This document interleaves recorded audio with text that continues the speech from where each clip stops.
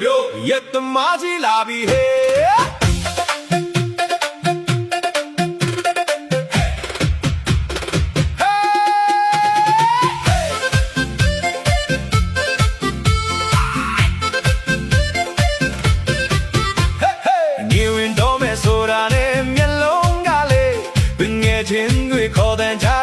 ခုံသမီး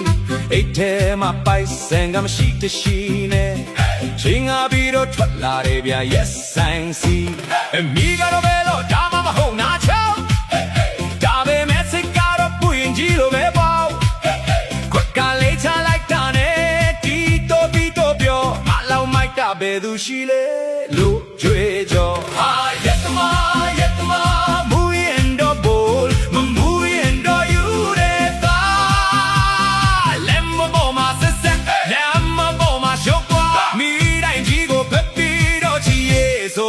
ရက်သမား